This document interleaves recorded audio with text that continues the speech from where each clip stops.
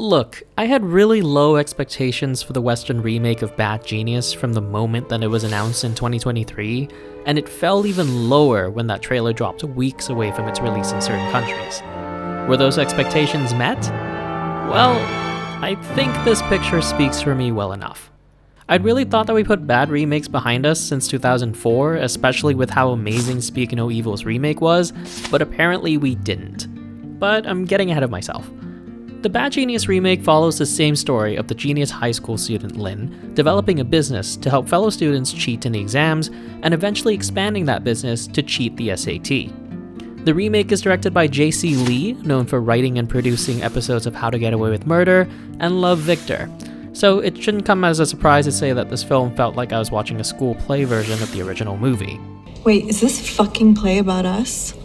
The small budget for this film is also felt by the cinematography, editing, acting, and even the runtime. Because how do you manage to adapt an internationally acclaimed film with 30 minutes less runtime than the original and expect the same result? The answer is, you don't. So in this review, I want to talk about why this remake doesn't match the legacy of the original film. And that begins with looking at the reworked plot. It should be mentioned too that this isn't the first remake of Bad Genius, but instead the second.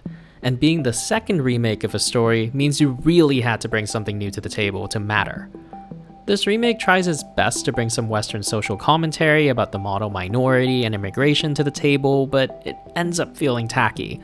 There's definitely emphasis on the familial pride of the immigrant family through the academic success of their children, but it gets done with absolutely no subtlety whatsoever, with both parental characters outright stating this theme whenever they are on screen.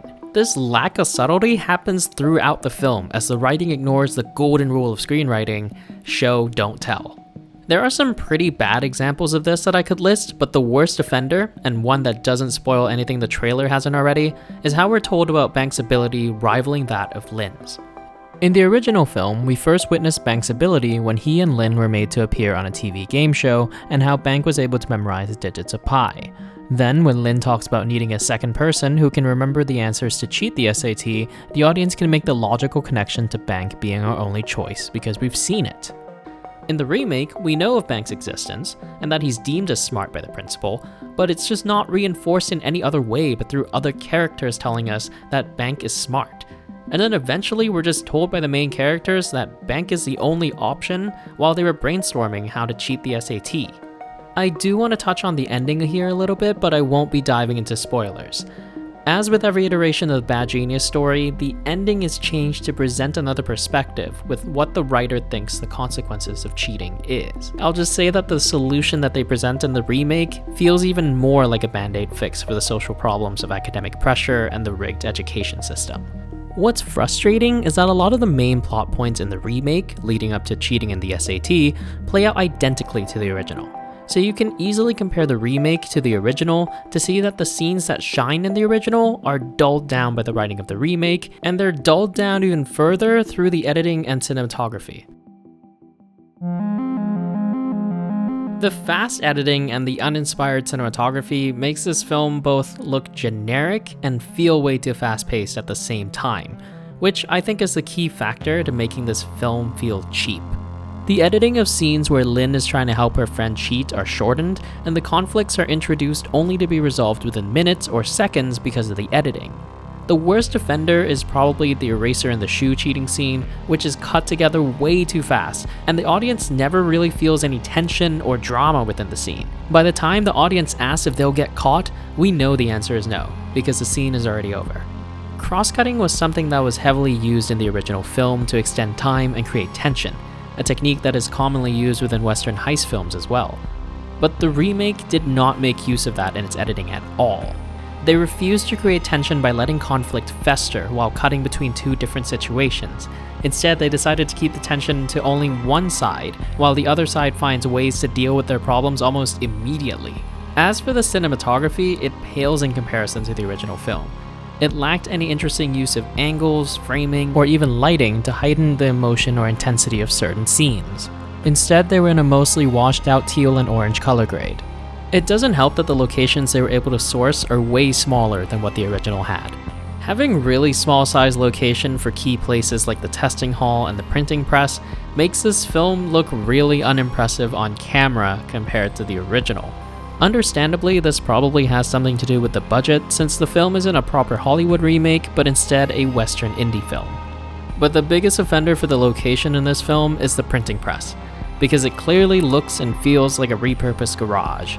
It's made worse when the scene calls for hundreds of people being upset at our main characters in this location, and we don't see or hear any of them. Instead, we're told that they're waiting behind this door that we can't see out of.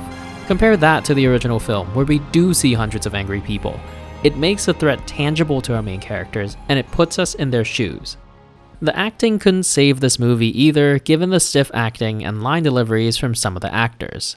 The best performance was probably Benedict Wong's, who brought the most to his role with what little he was given. And the rest felt like they were giving a caricature performance of the original characters, especially Grace and Pat. A lot of the characters don't have any real deeper story to them except for Lynn and Bank, but they also brought race diversity into the characters, which brought a very surface level commentary of the gifted poor people of color kids and the consequence-free rich white kids. They committed to this commentary so much that they even dishonor the original characters, specifically Grace. I'm foreign language filmmaker, so I have a translator here. Please understand. No. 그 자막, 서브타이틀의 장벽도 아니죠. 한 1인치 정도 되는 그 장벽을 뛰어넘으면 여러분들이 훨씬 더 많은 영화를 즐길 수 있습니다. Once you overcome the 1-inch tall barrier of subtitles, you will be introduced to so many more amazing films. Honestly, the Bad Genius remake was one that didn't need to exist if it was going to look like a cheap copy of the original film. The small budget is very clear with how the film looks, and it gets in the way of expanding on the original story in any meaningful manner. The writing kept telling instead of showing the audience information, and the editing rushed the pace to the point it came up 30 minutes shorter than the original source material with less substance. The small locations and subpar acting from most of the cast makes it hard for the audience to truly immerse themselves into the story compared to the original film.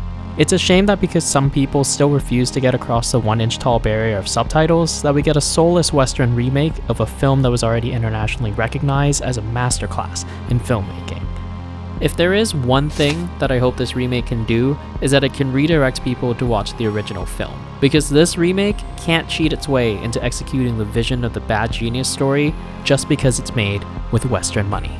The Bad Genius remake gets a whopping 1 out of 5 stars from me. Thank you for watching as always, and if you haven't seen Bad Genius in either of its versions, I would highly recommend you to check out the original, especially since it's available on Netflix in most countries.